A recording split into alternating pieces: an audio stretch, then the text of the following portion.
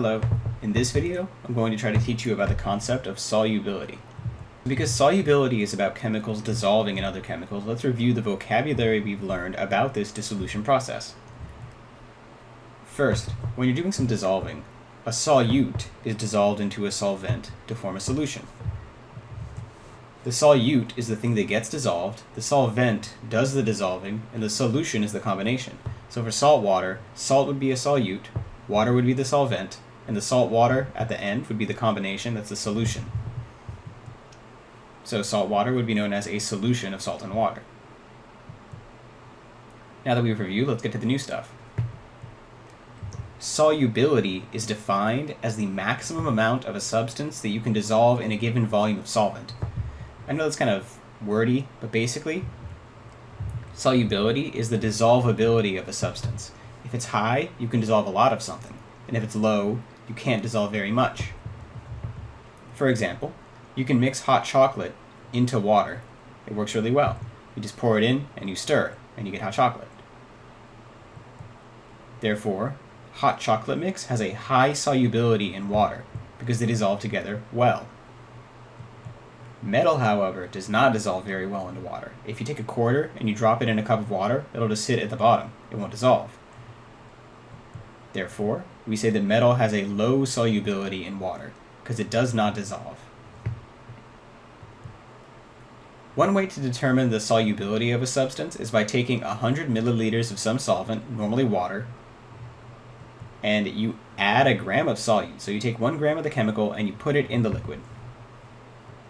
Then you stir it up, and you see if it dissolves. If it looks like it disappears, then it dissolves.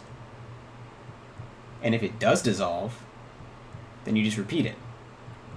You keep adding scoops and stirring it up until eventually you're going to reach a point where you've added too much.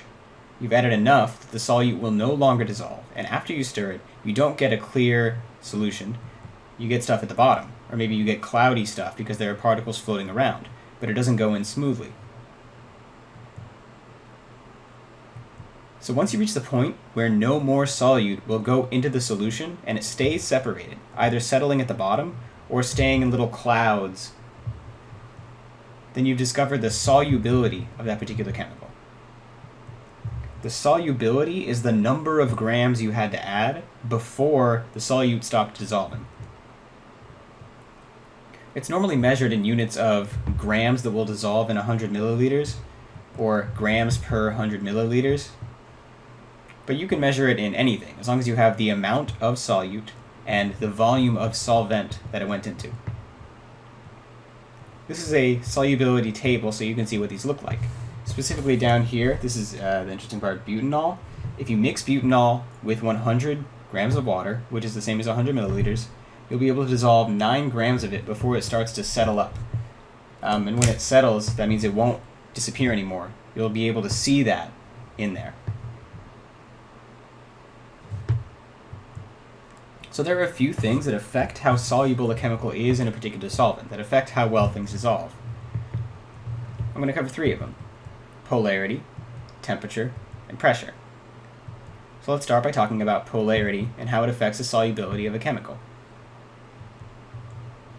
If a solvent has the same polarity as a solute, then the solubility will be high. Polar solvents are good at dissolving polar solutes, but they are bad at dissolving nonpolar solutes.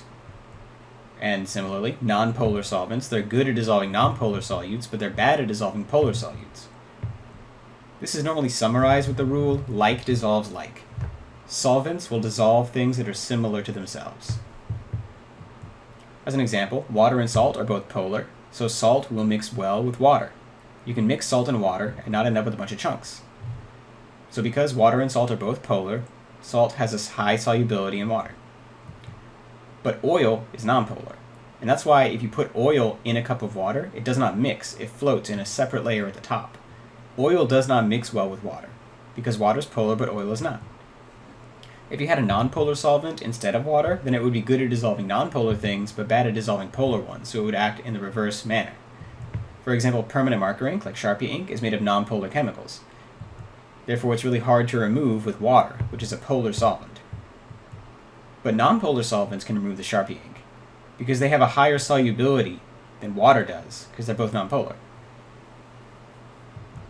So we're done with polarity for now. Let's talk about how temperature affects solubility. Remember, temperature is a measurement of the kinetic energy, or the speed of the molecules. So high temperature molecules move very quickly, and low temperature molecules move very slowly. Higher temperatures are normally going to result in higher solubilities for solids and liquids. Things are easier to dissolve in warm water, and they're harder to dissolve in cold water. This is because at high temperature, the molecules are mixing themselves up for you. They're constantly stirring and churning, and so the molecules can't settle down. Cold water will only dissolve a little bit of a solute, like salt. Warm water will be able to dissolve a little bit more, and very hot water will be able to dissolve the most stuff. If you have a gaseous solute, though, like carbon dioxide in a soda, then a high temperature results in a lower solubility, so gases act the opposite of solids and liquids. Gases are easier to dissolve in colder water. This is because colder water traps the gas molecules inside and stops them from flying away. The cold molecules don't move very much, and so when the gas molecules are trying to escape, it's like trying to move through a crowd that's standing still. It's hard to push everybody out of the way.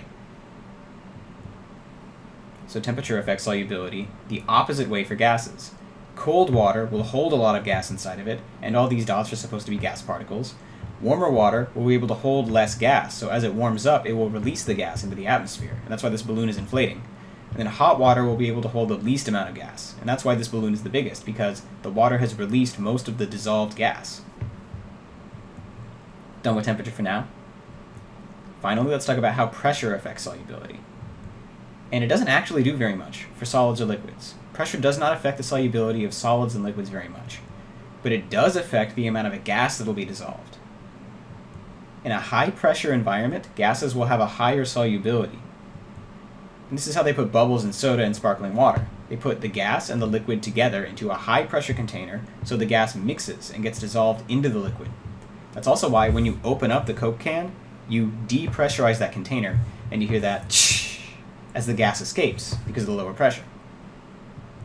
So to summarize, we learned 5 things.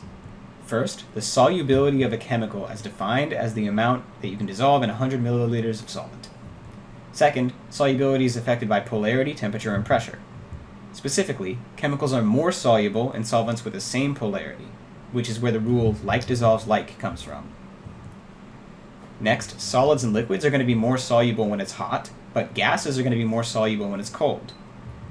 Finally, high pressures are going to increase the solubility of a gas, but they don't do very much to liquids or solids. So we learned these 5 things. If you know them, great. I hope this was helpful.